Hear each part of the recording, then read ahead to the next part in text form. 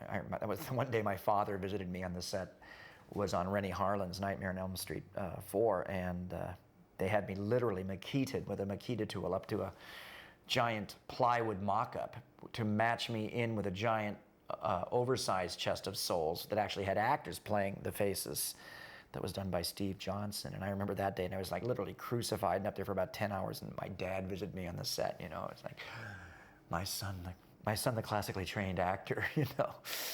I remember that when I saw 3, it was actually within a week that I got the call to do part 4. And the night that I saw part 3, I thought, boy, I would really like to work on a Nightmare on Elm Street film. And so there you go, synchronicity once again. In any case, this is one of the series of effects that we did for the film, for the finale. The way this particular effect worked was we had Robert Englund in his Freddy Krueger makeup, and we had a wall behind him.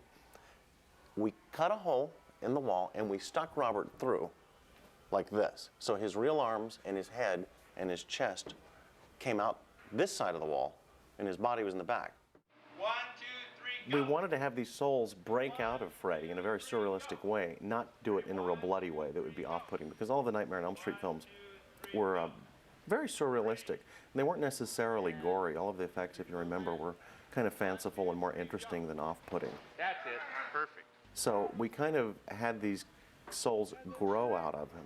We did a giant Freddy, actually. It was over 20 feet tall that was articulated, and we had performers actually inside a giant thin piece of rubber that pressed out. You guys are squeaking. It sounds like an old rusty swing.